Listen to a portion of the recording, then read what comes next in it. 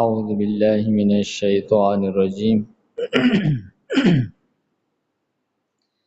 بسم الله الرحمن الرحيم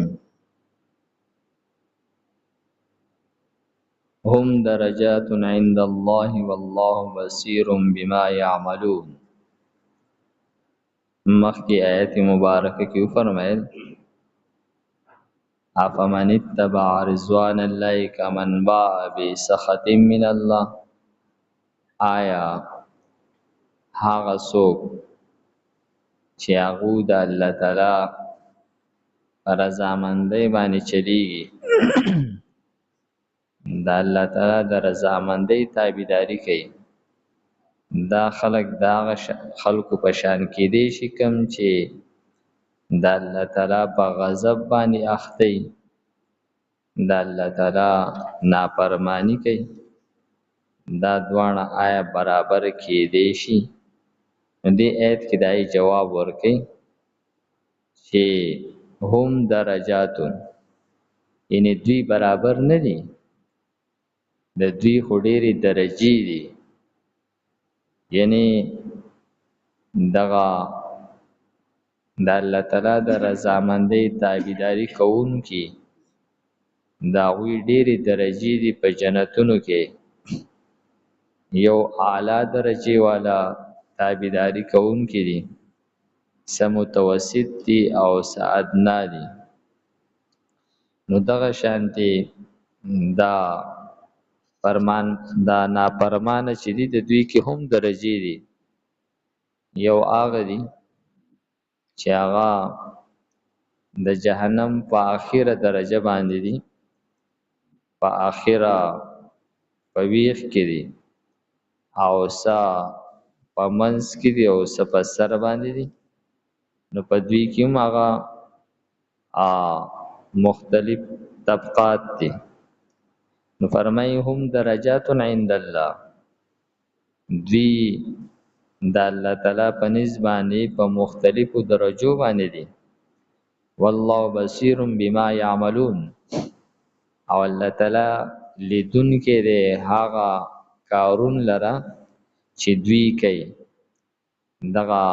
تابعداري کوونکي چې سکی هغه الله تعالی اینی داو درجیم الله تعالی اینی او دا نافرمانه چې دي دا هم الله تعالی اینی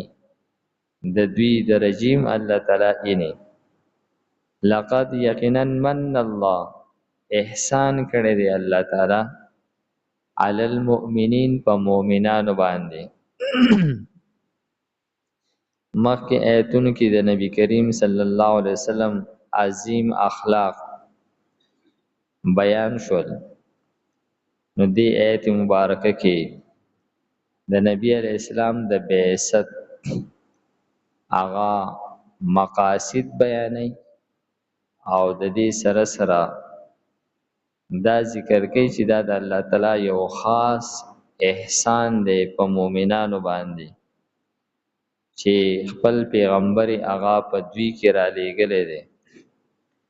نو فرمای چې دا د الله تعالی احسان دی چې په تاسو کې خپل پیغمبر را لېږلی دی نو تاسو د سره مرسته کوئ د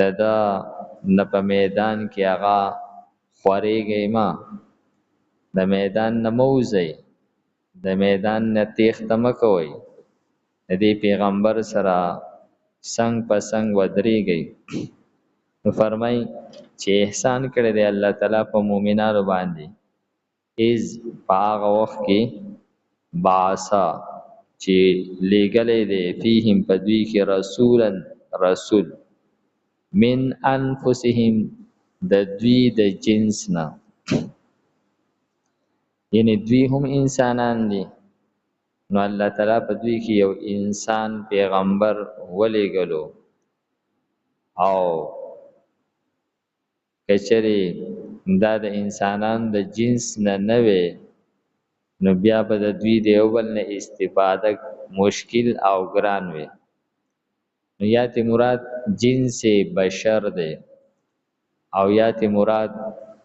په عرب باندې خاص د الله تعالی مهرباني چې دوی عربو نو په دوی کې پیغمبر د دوی د زبان نه عربي زبان والا پیغمبر راتلل دا پاغوی باندې ګویا چې خاص مهرباني شو او دا مهرباني هغوی ته د خانه کعبه د وجود د وجنه او د ابراهیم علیه السلام په الوات کې د کېدلو د وجنه حاصله شو نو فرمایي چې د دوی د نفسونو نه دی یتلو علیهم آیاته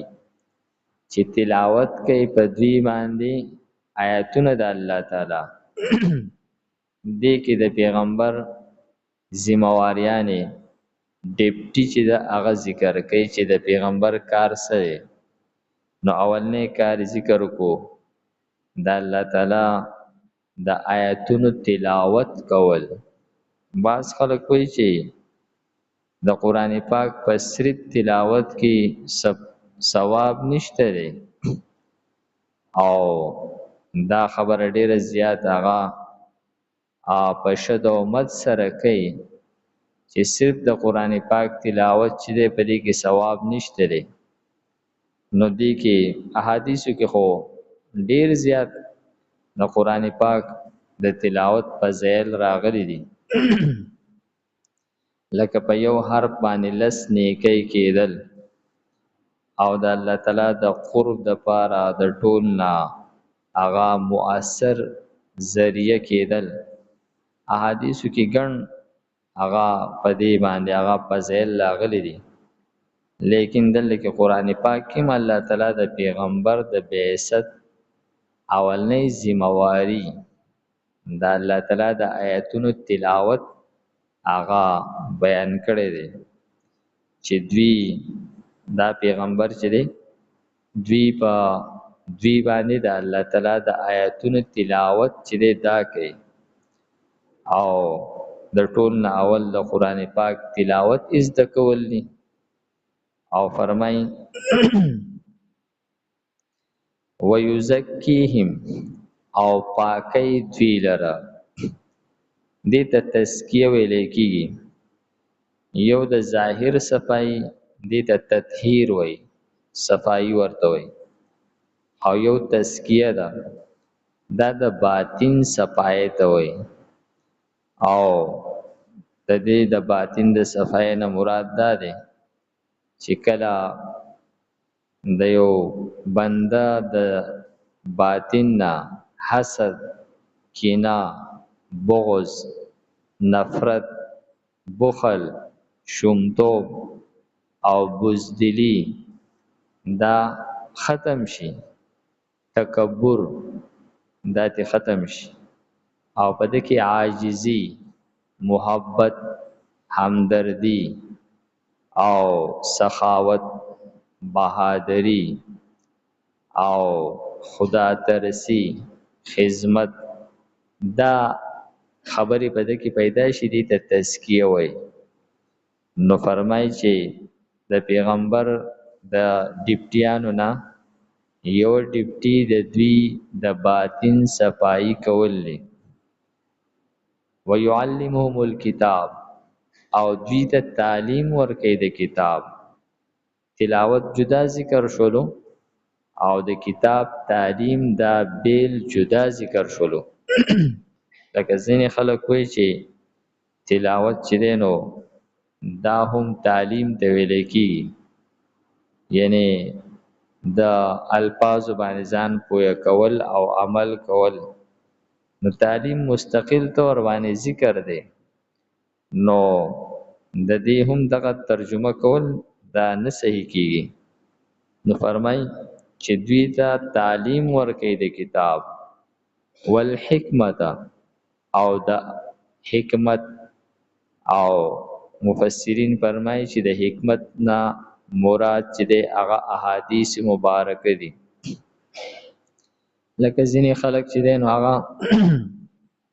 د حدیثو د حیثیت ختمول لپاره رنگ رنگ پروپاګاندا او رنگ رنگ حربي استعمالي او کلا د بخاری شریف نه انکار کوي نو کله د مسلم شریف نه چې دا زمون کتابونه نه دي او دا هغه یعنی د خلکو د ځان نه جوړ کړي خبرې دي نو داسې شکوک شبهات د خلکو په ذهنونو کې اچول او خلک د حدیثونو متنفر کول دا د شیطان د ټول نه هغه خطرناک حربه ده لکه کم چې هغه په سوره ناس کې بیان شوی ده چې خناس الذی خناس دا په شیطانانو کې خاص هغه خطرناک شیطانان دي یوسوس فی صدور الناس چې د خلکو په ذهنونو کې شکوک او شبهات اچي او خلک چې دینو د خپل نیکو اعمالو په باره کې بدزنه کوي یو سړی معمول دی یو ټیم نه پل کوي ځان یو ترتیب جوړ کړی دی ذکر کوي تلاوت کوي او تاغه ته په ذهن کې شک واچي چې په دې تلاوت کې ثواب نشته دا ته چې کم نفل کې په دې کې ثواب نشته نو ظاهر خبره ده چې یو سړی دغه عمل خود ثواب ته پاره کوي نو د هغه دغه وسوسه اثر دی کدا سړی ډیر نیک سړی او د علم ولی نه د دې وسوسې دومره اثرې چې دغه عمل چې دی دا کمزور شي د بیا هغه دلچسپي او هغه کم چې دا اول کم جذبه سره دغه نیک عمل کولو هغه متاثر شي یعنی سره د دینه چې د علم ولی نه دی به خامخا متاثر کیږي د داسې غلطي وسوسې د وجنه او دغه وسوسه چې کم په ذهن کې واچول شي نو فرمای چې دا د مرګ پورې بیا د زړه نه وزینه ته چې څه کاروم کې تا ته به دغه خبره مخې ته راځي بار بار دغه وسوسه به تا ته په زړه کې راځي او خاص طور باندې د ځنکدن په وخت کې دغه وسوسې شیطان ټول راجمه کی او دا برپور کوشش کوي چې دا بنده د ایمان نه خلاص کړي نو فرمایي چې تعلیم ورکړي دا پیغمبر د حکمت د احادیثو نو احادیث چې دا د پیغمبر په ذمہواریانو کې په ډیپټي کې شامل خبره ده و ان كانوا من قبل لفي ضلال مبين اگر چې ودوی مخکې د دینه په ښکارا گمراهۍ کې یعنی دغه د عرب خلق چې په شرک مبتلا وو د پیغمبر د بعثت په برکت باندې داغینا الله تعالی خلاص کړ هم درجاتون د دوی د پاره درجې دي عند الله پنځ د الله باندې والله او الله تعالی چې بصیرون لیدون کې دی بما هغه کارون لرا یعملون چې دوی کوي لقد یقینا من الله احسان کړی دی الله تعالی علی المؤمنین په مؤمنانو باندې اذ هغه وخت باس چې لګلې دی فیهم په دوی کې رسول من انفسهم د دوی د نفسنا یتلو چې تلاوت کوي علیهم په دوی باندې آیاته آیاتونه د هغه ويزکیهم او پاکی دوی لرا ويعلمهم الكتاب او تعلیم ورکوي دوی ته د کتاب والحکمه او د حکمت و ان كانوا اگر چې دوی من قبل مخکې د دینه لفی ضلال مبین فخکار گمراهی کې الحمدلله رب العالمین والعاقبۃ للمتقین والصلاة والسلام علی خیر خلقه محمد و آله و اصحابه اجمعین پروردگار زموږ د ناس په خپل دربار کې قبول کړي پروردگار موږ ته د قران پاک سمجھ بوج را نصیب کړي د مرګ نه مخکې د کامل عمل توفیق راکړي پروردگار څومره بیماران دي ټول ته شفای کامله عاجله دایمه مستمره نصیب کړي زموږ د محله کې هسپتالونو کې چېرته څوک بیمار دي پروردگار ته شفای کامله عاجله دایمه مستمره نصیب کړي وصلى الله تعالى على خير خلقه محمد وآله وأصحابه أجمعين برحمتك يا أرحم الراحمين.